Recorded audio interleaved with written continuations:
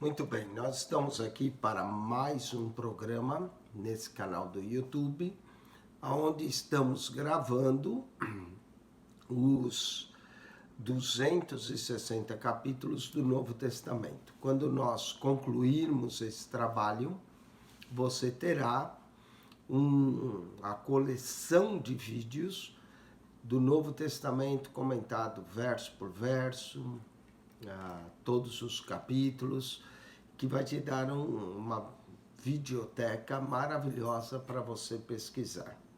Nós vamos dar continuidade. Lucas 22 é um dos maiores capítulos do Evangelho de Lucas. O Evangelho de Lucas é o maior evangelho do Novo Testamento.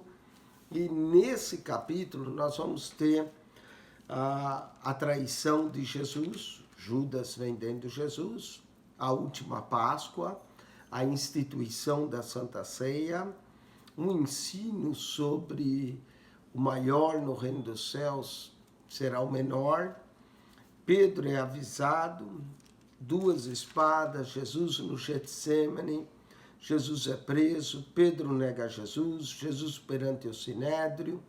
Então, é um capítulo bem extenso e nós vamos começá-lo. Lucas 22 começa assim. Estava, pois, perto a festa dos pães asmos, chamada de Páscoa. A Páscoa era celebrada junto com a festa de pães asmos. Pães asmos significa pães sem fermento. E os principais sacerdotes, os escribas, andavam procurando como matariam. Eles tentaram pegar Jesus em algum erro, não conseguiram, estão procurando ocasião como matar, mas temiam o povo. Então, por temerem o povo, não queriam causar tumulto durante a Páscoa, a não ser que houvesse uma oportunidade própria, que vai acontecer. Verso 3 diz: entrou, porém, Satanás em Judas. Interessante, né? Satanás é um ser que se opõe ao povo de Deus, aos propósitos de Deus. É um anjo, na verdade, mas ele conseguiu uma porta e entrou dentro de Judas. Será que é possível o diabo entrar numa pessoa? Até Pedro, uma hora em Mateus 16, depois de dar aquela confissão tão bonita, Pedro também foi usado, a boca de Pedro, para que Jesus não fosse para a cruz. E Pedro disse: de maneira nenhuma te faça tal. E Jesus disse: arreda-te de mim, Satanás.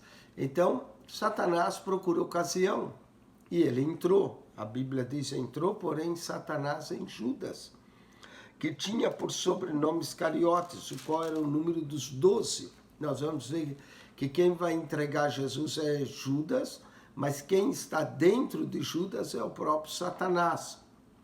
E foi e falou com os principais sacerdotes, com os capitões, de como lo entregaria.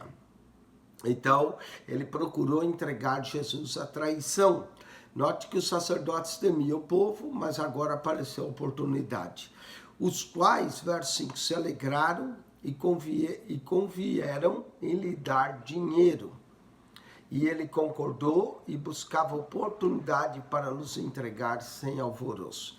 Note então que Jesus vai ser entregue à morte pelos nossos pecados. Não é? Está procurando só uma oportunidade, eles vão achar quando Jesus, depois de cear, vai para o jardim chamado Getsêmani, orar, e eles vão prender Jesus à traição para o matá-lo.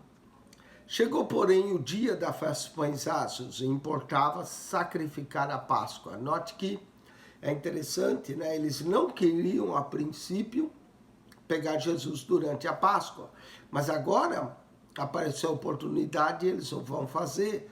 E isso vai se cumprir as Escrituras, o Cordeiro Pascual que é Jesus. Vai ser preso, manietado, entregue pelos nossos pecados. E mandou Pedro e a João dizendo: ide, preparai-nos a Páscoa para que a comamos. E eles lhe perguntaram: onde querem que a preparemos? E ele disse: eis que quando entrardes na cidade, encontrareis um homem levando um cântaro de água. Segui até a casa em que ele entrar. Essa passagem é interessante porque não era comum os homens carregarem água, esse era um trabalho reservado às mulheres. Diz que esse homem carregava água, era um essênio. E de fato nós sabemos pela história que Jesus vai celebrar a última Páscoa num lugar, num quarto, que era dos essênios. Então é possível que Jesus tinha discípulos essênios. Essênios era uma comunidade que vivia próximas às cavernas de Qumran, era a comunidade do deserto da Judéia, que era contra o templo, e eles viviam em comunidade, mas havia alguns essênios que viviam na cidade de Jerusalém. Quando a gente olha o mapa antigo da cidade, nós vemos que aquela parte onde Jesus celebra seus discípulos pertencia aos essênios. E aqui há uma referência interessante, um homem carregando um cântaro de água. Os essênios carregavam sua própria água. Seguia até a casa que ele entrar, parece que era um sinal já combinado com Jesus e a pessoa que ia ceder o cenáculo para que Jesus celebrasse essa última Páscoa. E direis ao pai de família da casa, o mestre te diz, onde está o aposento em que hei de comer a Páscoa com os meus discípulos? Então eles iam seguir essa pessoa, chegar lá, o mestre te diz. Note que Jesus tinha outros discípulos, além dos 12. Lucas também nos diz uma ocasião que foram enviados 70.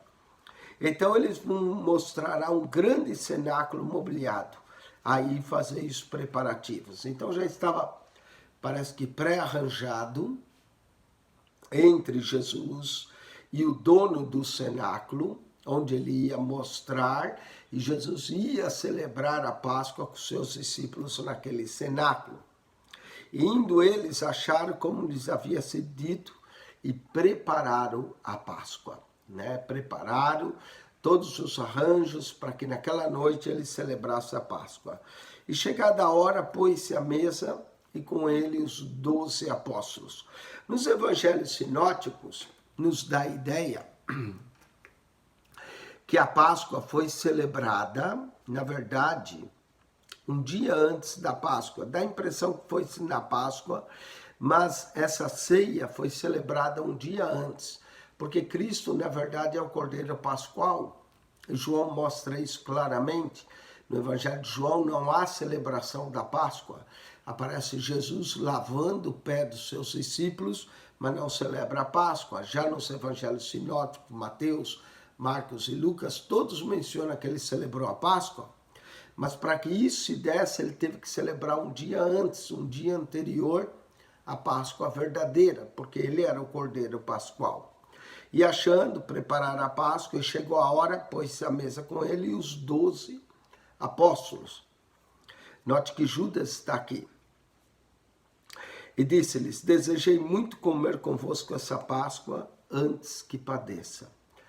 Olha só, Jesus já está prevendo. Então, isso aconteceu na quinta-feira à noite. Nós falamos que, a partir de Lucas 19, 28, é a última semana.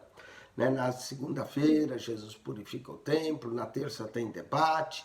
Na quarta-feira, nós vemos que Jesus conta algumas parábolas. E agora, Jesus é quinta-feira à noite. Está celebrando e ele disse, desejei muito com vossa Páscoa antes que padeça.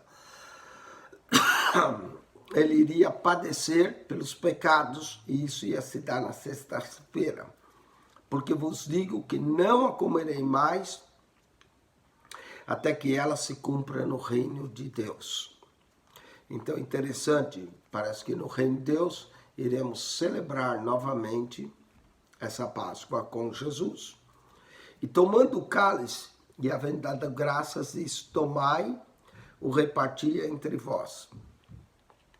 A impressão que nós temos em Lucas, e Lucas é o único evangelista que menciona isso, que Jesus primeiro deu o cálice para eles, para depois dar o pão.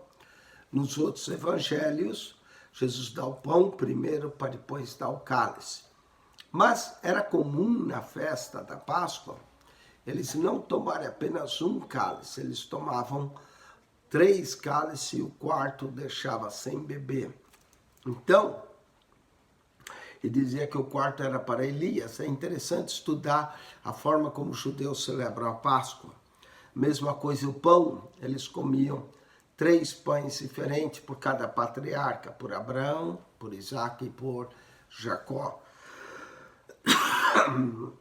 Então o verso 17 diz que ele tomou o cálice, havendo dado graças, disse: tomai e repartia entre vós.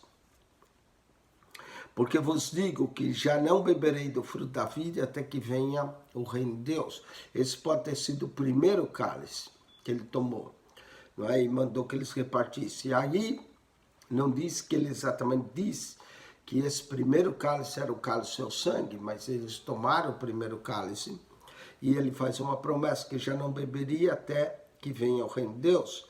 E tomando o pão, havendo dado graças, o partiu, agora sim a celebração, e deu-lhe dizendo: isto é o meu corpo que é por vós, fazei isso em memória de mim. A Santa Ceia é um memorial à morte de Cristo pelos nossos pecados. Todas as vezes que nós comemos o pão, bebemos o cálice, estamos anunciando a morte do Senhor até que Ele venha. E é um memorial. Jesus diz: todas as vezes que vocês comerem esse pão, beber esse cálice, vocês vão lembrar esse sacrifício. Não era a Páscoa, mas Jesus aproveitou e instituiu a ceia. Agora sim ele vai tomar o cálice. Eles tomaram o cálice antes, pegou o pão, esse pão, diz que foi o segundo pão, aonde representava o patriarca Isaac. É interessante que Isaac quase foi sacrificado por Abraão, mas depois Deus preparou um cordeiro. E aí Jesus tomou o pão, dando graça: isso é o meu corpo que é por vós, fazei isso em memória de mim. Semelhantemente, tomou o cálice depois da ceia, dizendo: esse cálice é o novo testamento do meu sangue, que é derramado por vós. Então o cálice representa o sangue de Jesus, que foi derramado por nós. O pão representa o seu corpo, e ao mesmo tempo que cada um pegou um pedaço de pão, todos nós compomos o corpo de Cristo. Mas eis que a mão do que me trai está comigo à mesa. Interessante, Judas estava ali e ia trair a Jesus. Né? Judas participou também da ceia, posto já o diabo em seu coração trair a Jesus. E na verdade o Filho do Homem vai segundo o que está determinado. Mas ai daquele homem por quem é traído. Então Jesus revelou que de fato havia um traidor no meio deles. Não revelou quem era o traidor. Lucas, escrevendo, nos diz que é Judas, não é? E Jesus fala dele mesmo como Filho do Homem. A expressão Filho do Homem, Jesus chamou a si mesmo de Filho do Homem nos Evangelhos cerca de 79 vezes. 79 vezes o Filho do Homem. É uma expressão profética de Daniel 7,13. E começaram a perguntar entre si qual deles seria o que havia de fazer isso. Eles tinham tanto comunhão entre eles que eles não acreditavam que entre eles podia haver um traidor, mas havia. Houve também entre eles contenda sobre qual deles parecia ser o maior, não é? A única coisa que eles discutiam é qual deles ia ser o maior. E eles dizem: o rei dos gentios dominam sobre ele, e os que têm autoridade sobre ele são chamados benfeitores. Mas não serei vós assim. Antes o maior entre vós seja como o menor, e quem governa como quem serve. Cristo nos ensina que o reino do céu é paradoxal, que aquele que serve é o maior, que aquele que é servido. Aquele que se faz menor acaba sendo maior. Então, diz que o caminho para o céu, a escada para o céu, uma escada que a gente desce, na verdade, a humilhação. Temos que tirar o nosso eu, temos que permitir que Cristo viva em nós, temos que nos humilhar, o que é algo difícil para o ser humano. Verso 27. Pois qual é o maior, quem está à mesa ou quem serve? Porventura não é quem está à mesa, eu, porém, entre vós sou aquele que serve. Cristo novamente, no evangelho aqui de Lucas, o Filho do Homem, mas se mostra como aquele que veio servir. Esse é o tema do evangelho de Marcos, o Filho do Homem que veio não para ser servido, mas para servir e dar a sua vida em resgate de muitos. E em Lucas 22, 27, Jesus também aparece como aquele que serve. Se Cristo nos deu o exemplo de serviço, não devemos nós fazer o mesmo? É um exemplo de humildade, de serviço, de entrega. Em João 13, o mesmo exemplo ele dá, lavando o pé dos seus discípulos. Cristo nos ensina o maior exemplo de humildade. Mas a gente não gosta de se humilhar, a gente gosta de manter a nossa posição, gosta que os outros se humilhem, quando na verdade nós temos que aprender com o Mestre. Verso 28. E vós sois os que tendes permanecido comigo nas minhas tentações, e eu vos destino o reino, como meu Pai me destinou. Amém? O cristão tem um destino certo. O destino do cristão é o reino de Deus. É isso que as pessoas chamam de predestinação. Ou seja, já foi destinado anteriormente. Então, pré quer dizer anteriormente. Destino é o destino certo do cristão, do servo de Deus, o reino de Deus. Para que comais e bebais a minha mesa no meu reino. Se você notar quantas vezes Jesus fala a expressão reino, reino, não comerei desse pão, senão de novo no reino de Deus. Aqui vos digo, no reino, como meu Pai me destinou, o reino, não é? Para que comais e bebais na minha mesa no meu reino. Cristo tem um reino, nós estamos a caminho desse reino. E vos assenteis sobre tronos, julgando as 12 tribos de Israel. Então, o propósito de 12 discípulos é que eles iam se assentar sobre tronos para julgar as 12 tribos de Israel. Não é? Então, Cristo, na verdade, está formando um novo Israel espiritual, com os seus 12 discípulos, aonde forma-se uma nova nação. Por isso que diz um novo Israel, um novo reino, uma nova Jerusalém e assim por diante. Ele está fazendo todas as coisas novas. Agora Jesus vai avisar Pedro. Disse também o Senhor: Simão, Simão, eis que Satanás vos pediu para vos cirandar como trigo. É a segunda vez que nesse capítulo Satanás é mencionado. Na primeira, ele entrou em Judas. Na segunda, ele está pedindo a Pedro para cirandar. Satanás, ele gosta de tentar-nos, né? Ele é o grande tentador.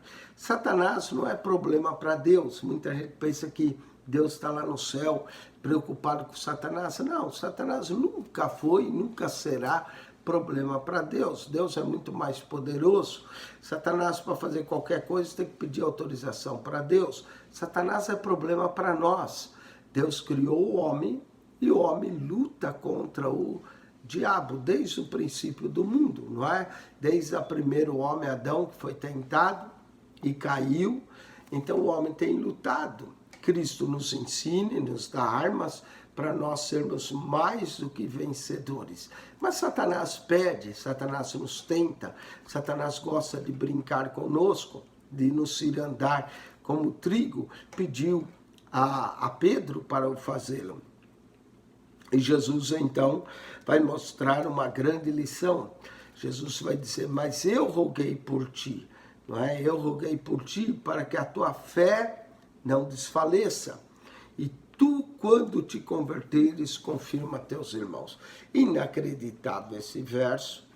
É uma coisa incrível. Se não fosse dita pelos lábios de Jesus, era difícil acreditar. Mas Pedro andou 3 anos com Jesus, e depois de andar 3 anos com Jesus, ainda não estava convertido.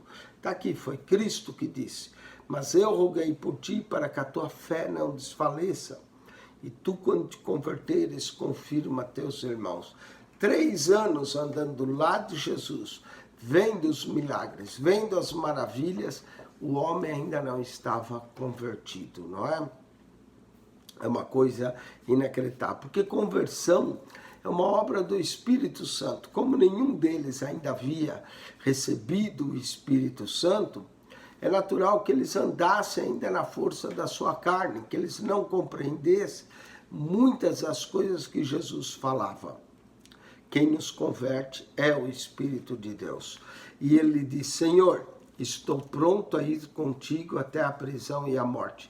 Pedro era muito confiante em si mesmo, mas era um erro, não é? A Bíblia diz que nós não devemos confiar em nós mesmos, nos estribar no nosso próprio entendimento, mas devemos lançar a nossa confiança no Senhor. Esse era o problema de Pedro.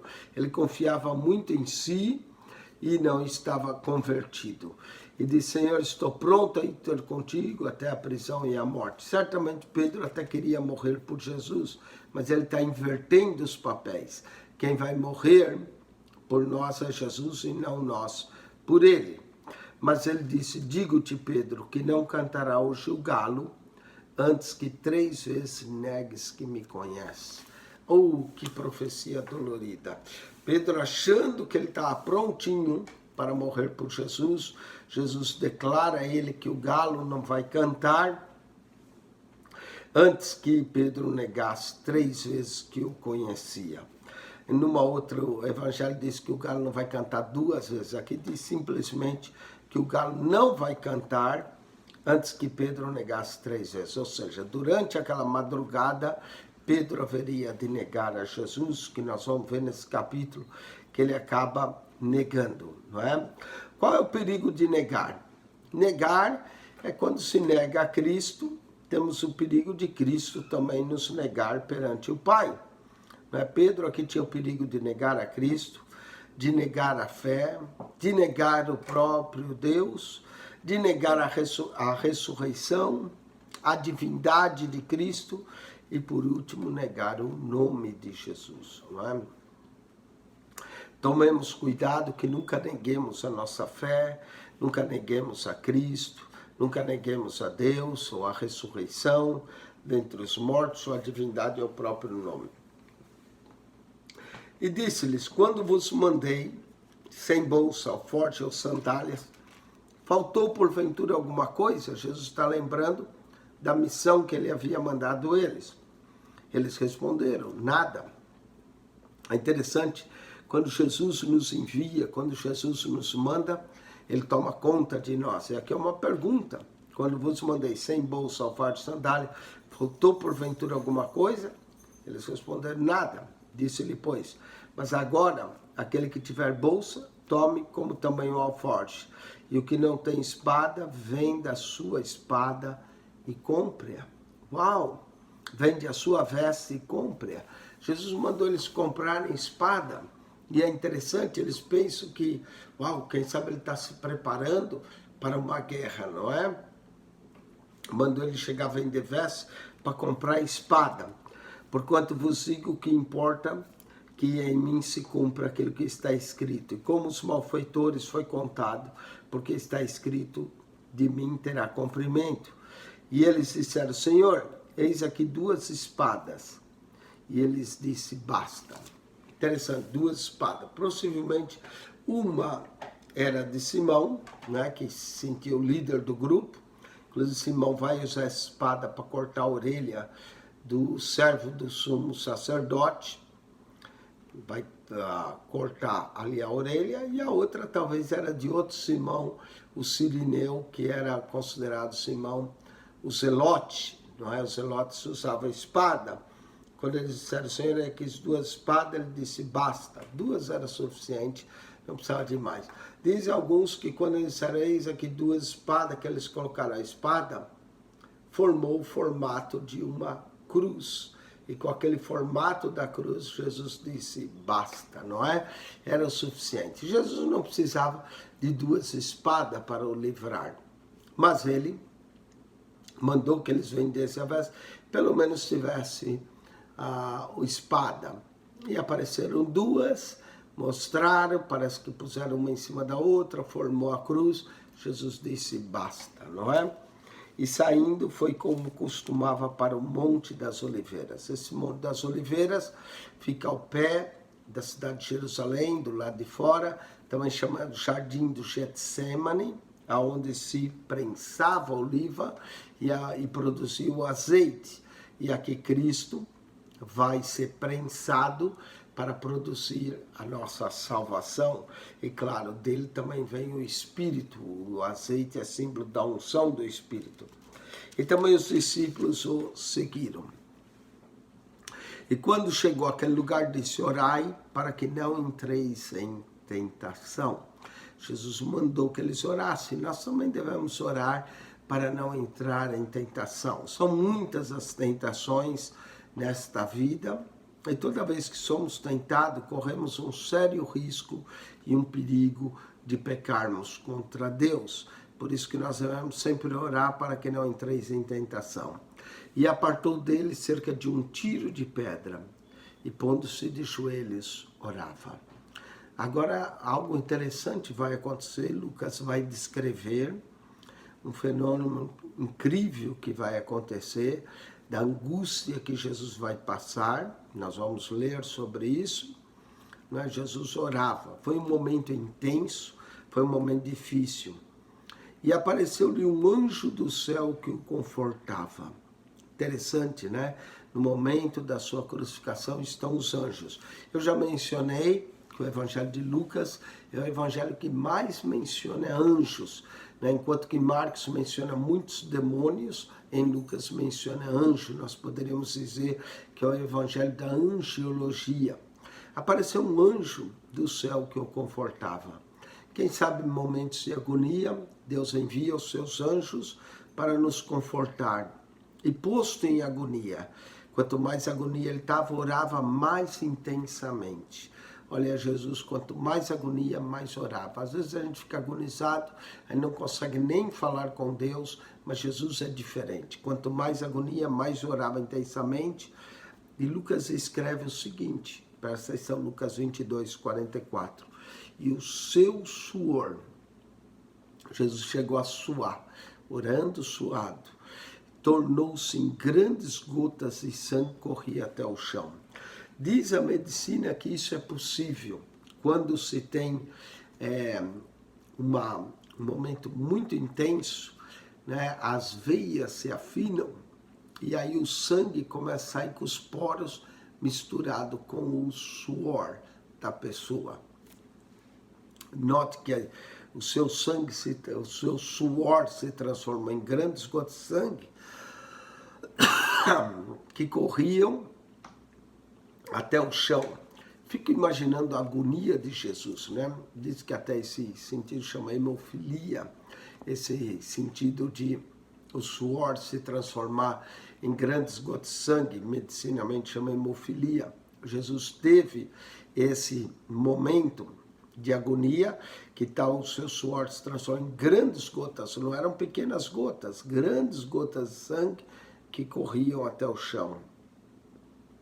Fico imaginando que suas vestes talvez ficaram todas salpicadas de sangue, como no Apocalipse descreve isso, né? Vestes salpicadas de sangue. E levantando-se da oração, foi ter com os seus discípulos e achou-os dormindo de tristeza. Interessante, enquanto Jesus orava, os seus discípulos estavam dormindo e diz Lucas que eles dormiam de tristeza, mal sabendo o que ia acontecer. E disse-lhes, por que estáis dormindo? Levantai e orai para que não entreis em tentação. Novamente, Jesus repete a mesma coisa que tinha falado, para que eles não entrassem em tentação. A tentação aqui deles vai ser negar Cristo, correr, fugir, ficar com medo dos judeus, não é? Quem ora pouco sempre vai ter medo. Quando a gente ora, coloca a nossa confiança, apesar de a gente passar agonia, nós podemos confiar em Deus, como Cristo vai confiar em Deus e vai, como dele está escrito. Verso 47. Estando ele a falar, surgiu uma multidão, e um dos 12, aqui Judas, que se chamava Judas, ia diante dele e chegou a Jesus para o beijar. Beijar era uma forma de saudação, era chamado ósculo. Normalmente eles davam um beijo, saudava.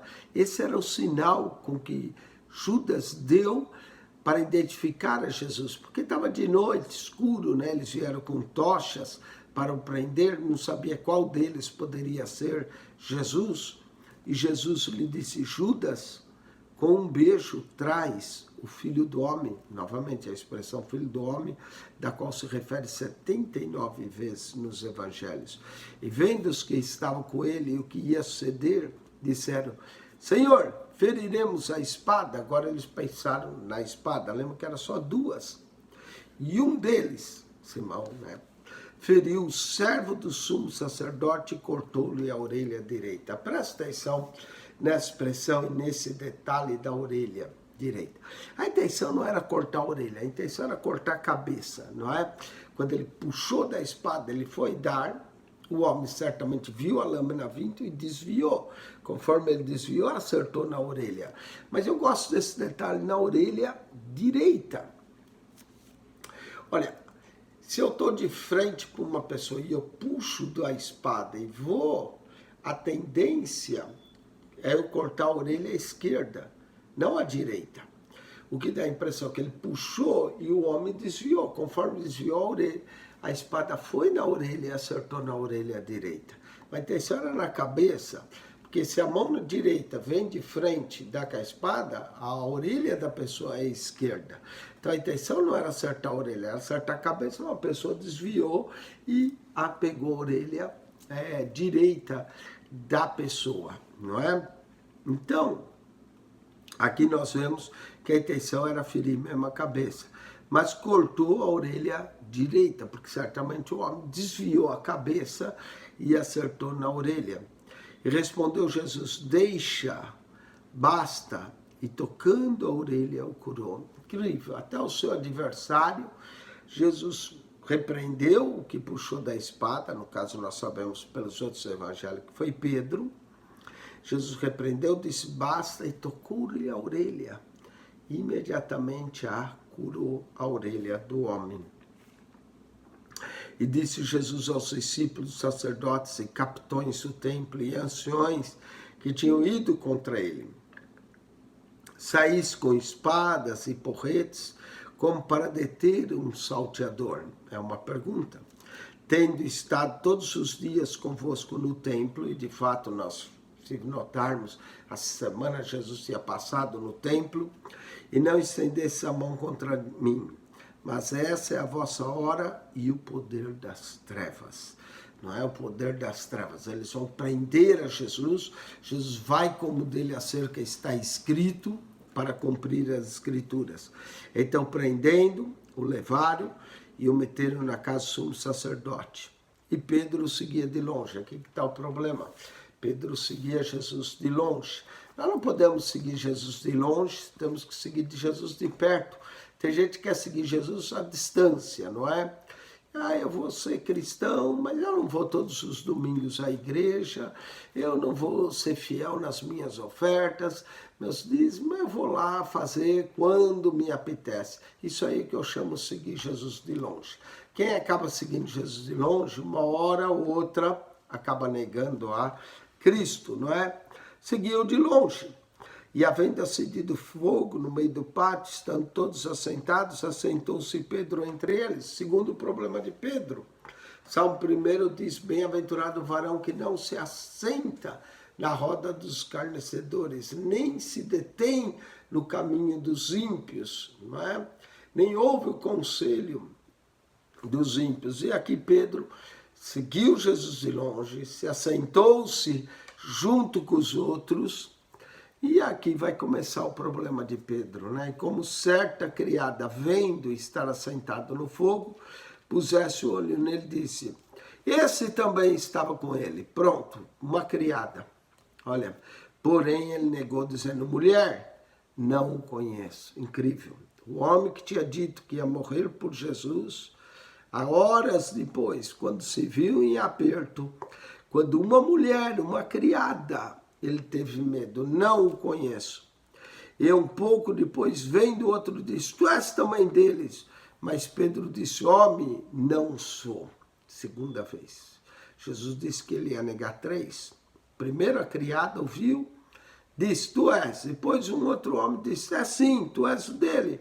Homem, não sou. E passado quase 1 hora, em questão de 1 hora, Pedro vai negar 3 vezes. Passado quase 1 hora, outro afirmava dizendo, também esse verdadeiramente estava com ele, pois também é Galileu. E Pedro disse, homem, não sei o que diz, e logo estando ele a falar, cantou o galo. Quando o galo cantou, Pedro vai lembrar o que Jesus havia lhe dito.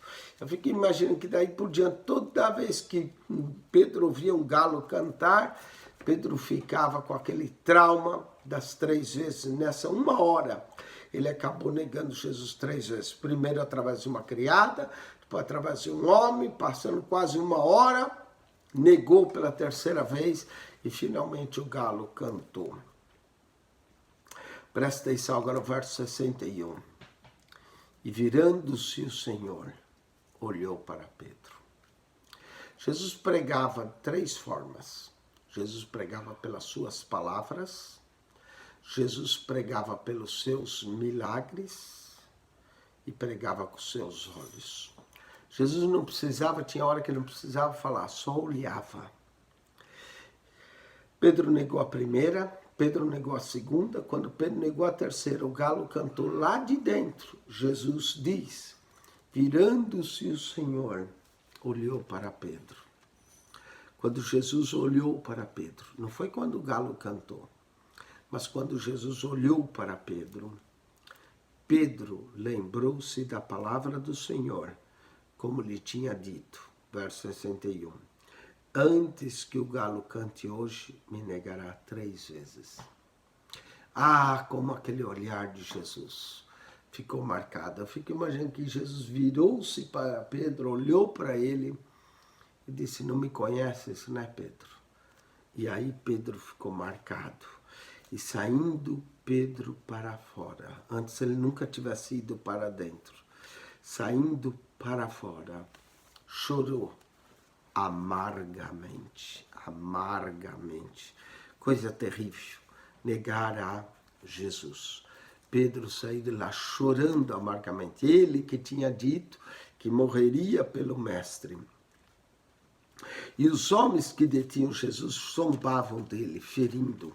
Note que estavam já escarnecendo de Jesus, já estavam batendo nele, ferindo ele, e vendando-lhe os olhos, feriram-lhe o rosto e perguntava dizendo, profetiza-nos quem é que te feriu, que momento escarnecedor. Como diz exatamente no verso 53, era o poder das trevas. E outras muitas coisas contra ele diziam blasfemando de Jesus. Eles estavam blasfemando, escarnecendo do mestre, vendaram-lhe os olhos, davam-lhe bofetadas, e logo que foi dia, ajuntaram-se os anciões do povo e os principais sacerdotes e os escribas e o conduziram ao seu concílio. E lhe perguntaram, se tu és o Cristo, dize-nos. E ele replicou, se vou-lhe disser, não crereis. Que coisa incrível, não é? A incredulidade dele. E também se vos perguntar, não me respondereis, nem me soltareis. Jesus sabia que aquilo era apenas momento mais escarnecer dele. Por isso ele disse, se eu disser, vocês não vão crer. Se eu também perguntar, vocês não vão me responder, muito menos me soltar. Desde agora o Filho do Homem, de novo a expressão Filho do Homem, se assentará à direita do poder de Deus. E disseram todos, logo és tu o Filho de Deus? Perguntando, e ele disse, vós dizeis que eu sou. Então disseram, de que mais testemunho necessitamos? Pois nós mesmos o temos ouvido da sua boca. Quer dizer, Jesus falava a verdade, eles não queriam ouvir, não queriam crer, batiam nele, escarneciam dele, e quando ele diz, vós dizeis que eu sou, eles disseram, de que mais necessitamos? Vós mesmos ouvimos sua boca. Então eles usavam as próprias palavras de Jesus para condenar a Jesus. E assim, eles vão entregar Jesus para Pilatos, para que Pilatos executasse o trabalho sujo deles, matando a Jesus. A Lucas 22, apesar de ser uma narração, é uma narração riquíssima e nos revela acerca da última ceia, de como Jesus passa agonia, como Jesus é preso, Pedro negando a Jesus, Jesus perante o Sinédrio. É um dos maiores capítulos, tem 71 versos, mas não há muito o que comentar, porque é mais narração, né, do que aconteceu nessa última noite.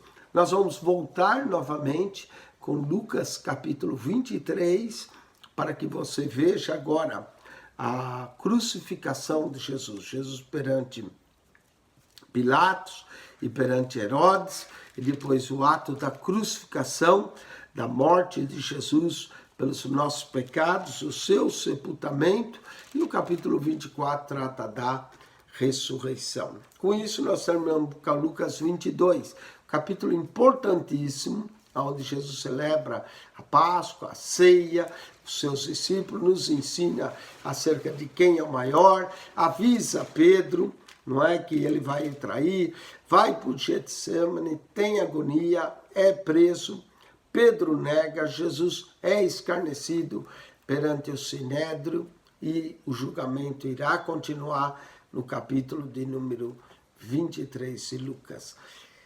Ligue e assista o próximo capítulo de Lucas 23 e assista também os outros programas anteriores.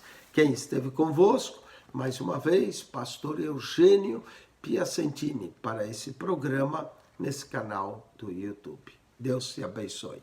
Amém.